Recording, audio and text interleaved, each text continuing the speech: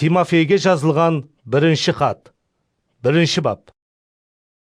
Құтқарушымыз Құдайдың, һәм үмітіміз Масих Исаның бұйрығы менен, Масих Исаның елшісі болған мен, Павелден, сенімдегі хақиқи ұлым болған Тимофейге сәлем. Әкеміз Құдай, һәм иеміз Масих Иса саған мейірім, рехім һәм тынышлық берсін.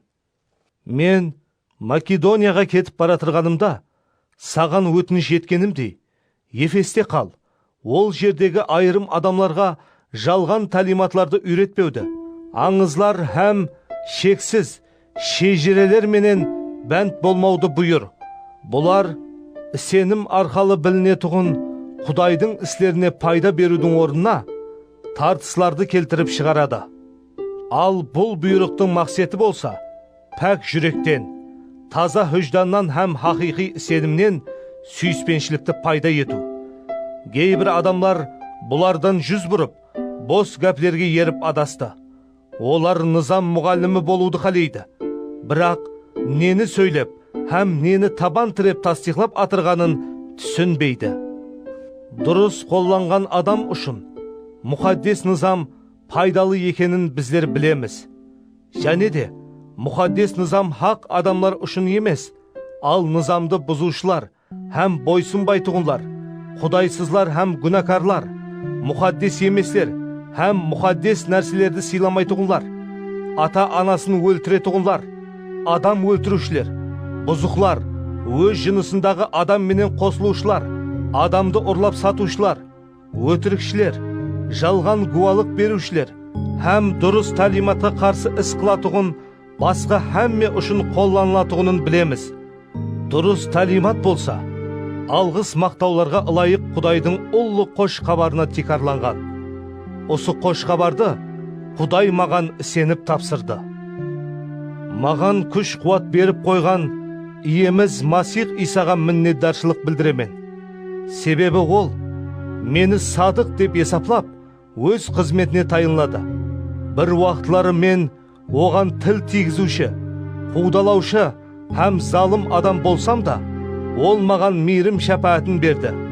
Өйткені менде хақиқи сенім болмағанлықтан не істеп жүргенімді білмейтұғын едім. Бірақ иеміздің мейірімі Масих Исадағы сенім һәм сүйіспеншілік пенен бірлікте менің үстіме мол-мол болып төгілді. Масих Иса бұл дүнияға күнәкарларды құтқару үшін келді деген сөздер сенімлі һәм һәмме адамлар тарапынан қабыл қылынуға лайықлы сөздер. Мен өзімді күнәкарлардың ішіндегі ең жаманыман деп есаплайман. Бірақ мен күнәкарлардың ішіндегі ең жаманы болсам да, Масих Иса маған рехім етті. Кейінірек өзіне сеніп, мәңгілік өмірге ерсетұғынларға өрнек болуым үшін, ол маған шексіз сабырлығын көрсетті. Мәңгілік патшаға өлмейтұғын һәм көрінбейтұғын жалғыз Құдайға мәңгіге хүрмет һәм даңқ болсын. Аумин. Ұлым Тимофей, сен туралы алдын айтылған пайғамбаршылық сөздеріне текарланып, саған бұйыраман. Осы сөздер бойынша жақсы әскер сияқлы іс әрекет ет. Сеніміңді һәм хүжданыңды таза сақла. Айырымлар хүжданын сатып, сенімінен айрылды. Олардың арасында Гименей һәм Искендерде бар. Құдайға тіл тигізбеуді үйренсін деп, мен оларды жәмәәттен шығарып, шайтанның қолына тапсырдым. Тимофейге жазылған бірінші хат, екінші бап. Ең алдыменен сенушілерге мынаны үйретуіңді өтініш етемен. Олар Құдай алдында һәмме адамлар үшін сорап, дуа етіп, жалбарынып міннетдаршылық білдірсін. Патшалар һәм басшылар үшін да дуа етсін. Сонда біздер Құдайдың жолы менен хадал жасап, парахат һәм тыныш өмір сүреміз. Бұл іс жақсы болып, құтқарушымыз Құдайға ұнайды. Себебі ол һәмме адамлардың құтқарылуын һәм хақиқатлықты білуін қалейді. Құдай жалғыз һәм Құдай менен адамлардың арасындағы тәуеллеші. Өзі адам болған Масих Иса да жалғыз. Ол өзін әмме адамлар үшін құрбан қылды. Бұл арқалы ол Құдайдың әмме адамларды құтқаруды қалейтұғынын белгіленген уақытта дәлелдеді.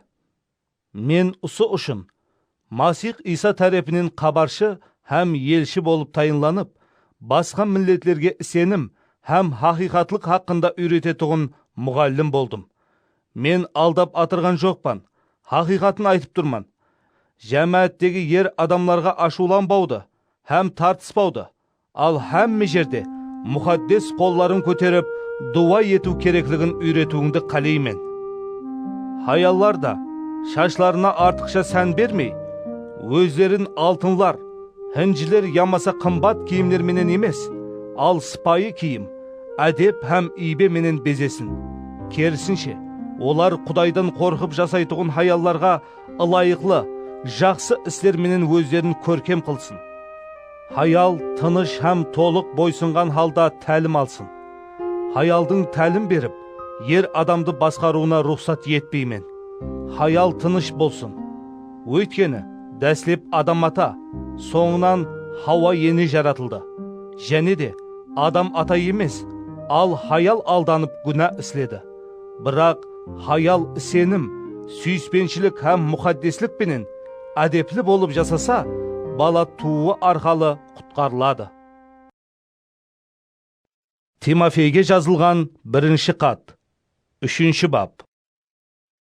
Егер кім-де-кім жәмәат жетекшісі болуды аңсаса, жақсы істі арзу еткені деген сөздер хақиқат. Солай етіп, жәмәат жетекшісі айыпсыз, бір хаяллы, салмақлы, өзін тұтып білетұғын, hürmetli, меймандос һәм тәлім беруге қабілетлі болуы шарт. Және де ол мәскүнемлікке берілген, қызба, жәнжелкеш, пайда күнем болмай, ал мүлайым, өз үйін жақсы басқаратұғын, балаларына сөзін тыңлатып, өзін hürmet еттіре алатұғын адам болуы лазым. Себебі, өз үйін басқара алмайтұғын адам, Құдайдың жәмәтіне қалай ғамқорлық қыла алады? Жетекші жақында сенген адам болмауы тиіс. Олай болса, ол мақтанып кетіп, шайтан сияқлы жазаға душар болуы мүмкін. Және де, ол айыпланып, шайтанның тұзағына түспеуі үшін, жәмәттің сыртындағы адамлардың алдында жақсы атқа ие болуы керек. Сол сияқлы жәмәт қызметшілері де мәскүнемлікке берілген, харам пайданы көздейтұғын адам болмай, бір сөзлі һәм hürmetli адамлар болуы шарт. Олар сенімнің терең хақиқатлығын біліп, таза хүждан менен іс әрекет етуі тиіс. Бұл қызметшілер де дәслеп сынақтан өтуі лазым. Егер айыпсыз болса, қызметке қойылсын. Сондай-ақ, олардың хаяллары да өсекші болмай, hürmetli, салмақлы һәм һәмме істе сенімлі болсын.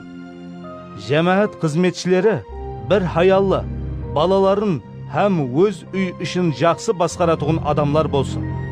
Қызметін жақсы атқарған қызметшілер жоғары мәртебеге ерседі, һәм Масих Исаға деген сенімде үлкен батырлыққа ие болады. Мен жақын арада сенің жаныңа барудан үміт етемен. Бірақ егер кешіксем, Құдайдың шаңырағында сенушілердің қалай іс тұтуы керектігін білуің үшін саған осы хатты жазып атырман. Құдайдың шаңырағы, хақиқат тірегі һәм тикары болған тірі Құдайдың жәмәті. Құдайдың жолының сыры ұлы екені сөзсіз. Келді Масих адам денесінде. Мұқаддес рух тарапынан хақ деп тастиқланды ол. Періштелерге көрінді. Ол хақында жарияланды миллетлерге. Дүнияда оған сенді.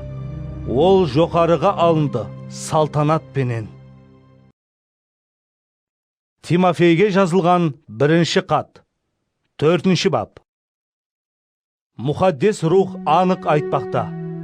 Соңғы уақытларда кейбір адамлар алдаушы рухларға һәм жинлердің тәлиматларына құлақ асып, сенімнен қайтады. Бұндай тәлиматлар хүждансыз болған екі жүзлі өтірікшілер тарапынан тарқалады. Бұл өтірікшілер үйленуді һәм тұрмысқа шығуды қадаған етеді. Және де айрым азық ауқатларды жемеуді бұйырады. Дегенменен haqiqatni biletug'un senuvchilarning minnatdorchilik bildirib jevi uchun Xudoy bu narsalarni yaratgan-ku. Xudoy yaratgan har bir narsa yaxshi.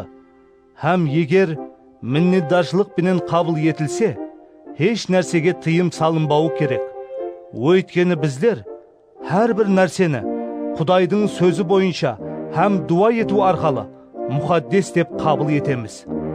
Eger bularni tuğsqanlarga nasihatlasang, onda sen senimning ham o'zing tutungan жақсы ta'limotning so'zlari bilan oziqlangan Masih Isoning жақсы xizmatchisi bo'lasan. Yaramas ham ma'nisiz gaplardan avloq bo'lib, o'zingni Xudoy yo'lida shiniqtirib bar. Denini shiniqtiruding paydasi az. Al Xudoyning yo'lida shiniqu har taraflama paydalı. Sebebi bu orqali hozir ham kelajakda ömür beriladi.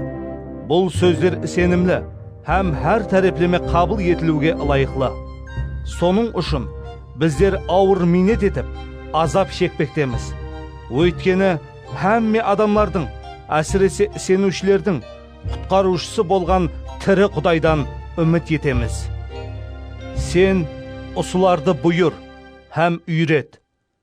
Жазсаң deb o'zingda hech kimning kemsituviga yo'l qo'yma. Kerisincha, söylegen sözün, жасау tarzing, suyispenchiliging, seniming ham pakliging bilan senuvchilarga o'rnak bo'l.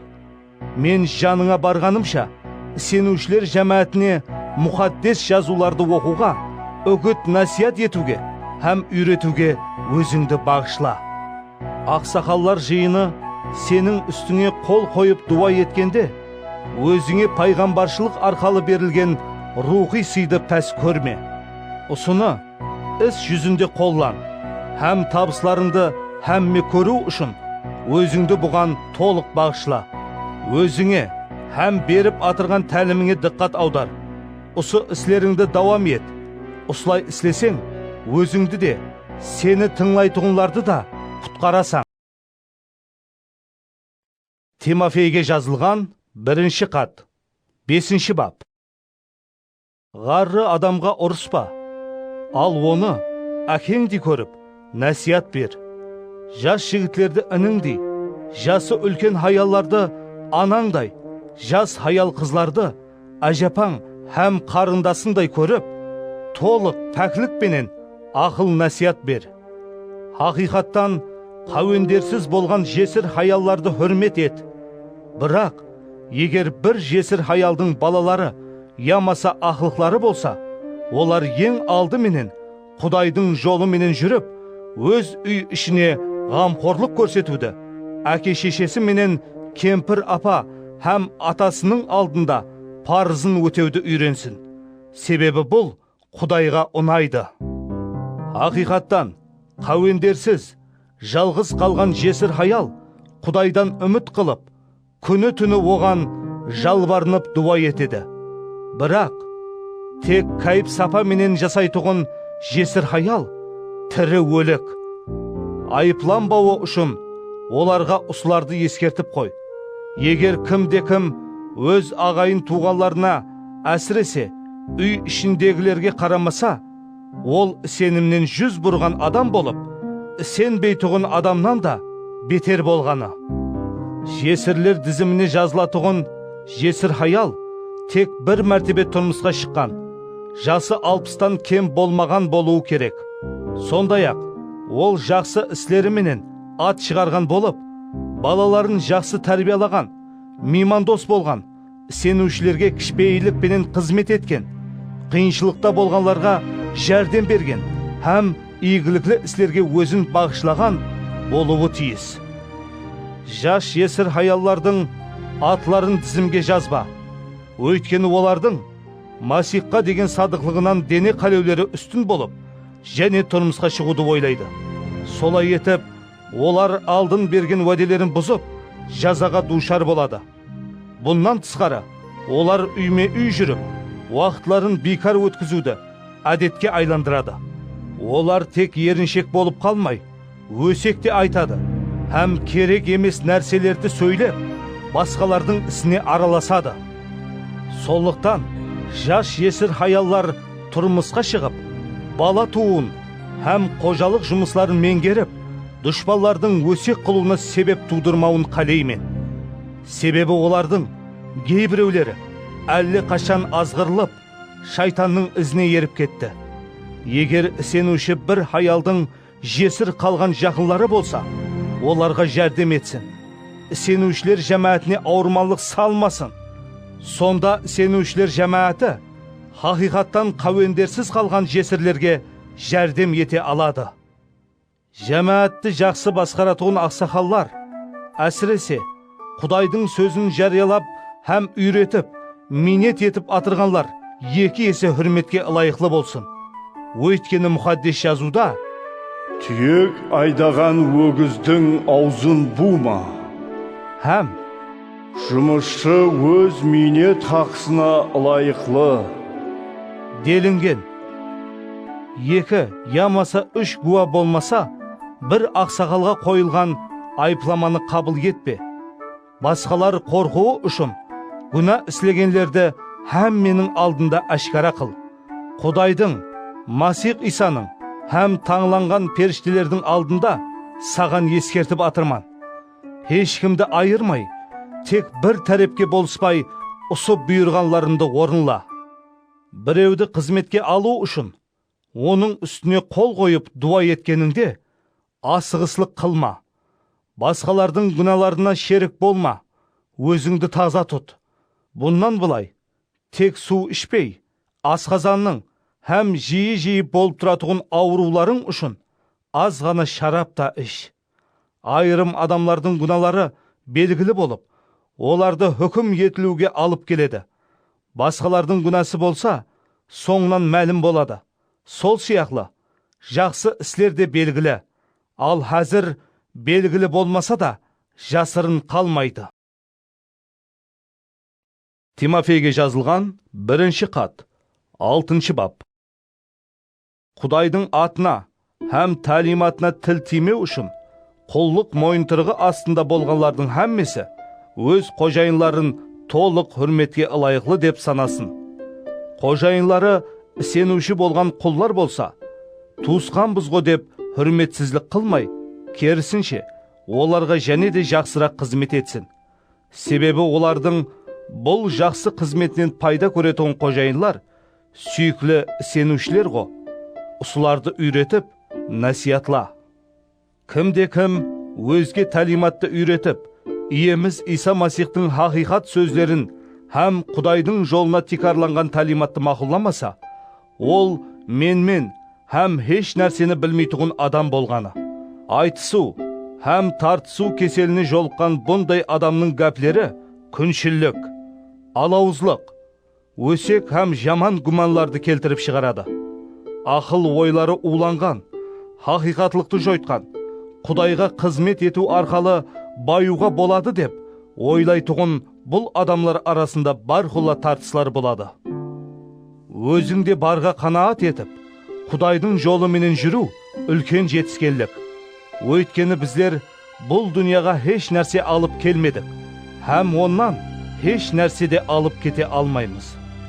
Жейтұғын һәм киетұғын нәрселеріміз болса, ұсыларға қанаат етейік. Ал байымақшы болғанлар азғырылуға ұшырайды.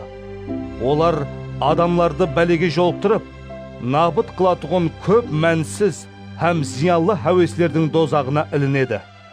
Себебі әр түрлі жаманлықтың негізі ақшаны сүю. Айырымлар ақшаның ізіне түсіп, сенімнен қайтты һәм өздерін көп азапларға душар етті. Әй Құдайдың адамы, сен бұл нәрселерден аулақ бол. Ал хақлыққа, Құдайдың жолы менен жүруге, сенімге, сүйіспеншілікке, сабырлыққа һәм мүләйімлікке ұмтылып жаса. Сенім үшін болатұғын жақсы күресте, жан тәнің менен әрекет етіп, мәңгілік өмірді жеңіп ал. Өйткені Құдай сені осы мәңгілік өмір үшін шақырған, һәм сен көплеген гуалар алдында сеніміңді ашық тән алғансан. Һәммеге өмір беретұғын Құдайдың, һәм Понти Пилат тергегенде turaqlılık bilen guvalık bergen. Masih İsa'nın aldında sağan mınаны buyuraman. İyemiz İsa Masih kelgençe, özüne berilgen buyruqlarda orulap, minsiz hem ayıpsız bol. Kuday özü belgilegen vaqtda İsa Masih'tin qayta kelugün körsetedi. Kuday algız maqtaularga ılayıqlı, жалғыз hakim, patçalar patçası, hükümdarlar hükümdarı, жалғыз Kudayдың ғана басында ölüm жоқ. Ол hiç kim жақынлай алмайтұғын nurda жасайды. Оны hiç kim көрмеген, hem көрүі де мүмкін емес. Hürmet, hem мәңгілік күш құдірет оныкі болсын. Amin. Бұл дүниядағы бай адамларға менмен болмауды, hem өткінші байлықтан үміт етпеуді бұйыр. Ал олар рахат көруіміз үшін біздерге hem нәрсені мол-мол етіп беретұғын Құдайдан үміт етсін. Оларға жақсылық істеуді, жақсы істерменен бай болуды, hem өзінде барын басқаларменен бөлісіп, сахи болуды да тапсыр. Сонда олар хақиқи өмірге ие болуы үшін өздеріне келешекте беккем таяныш болатұғын ғазине топлайды.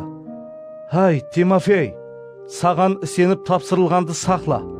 Жарамас сөздерден, өтіріктен білім деп аталып, хақиқатқа қарсы тұратұғын талиматлардан аулақ бол. Себебі айырым адамлар бұл жалған білімге беріліп, сенімнен қайтты. Құдайдың мейірімі сіздерге яр болсын.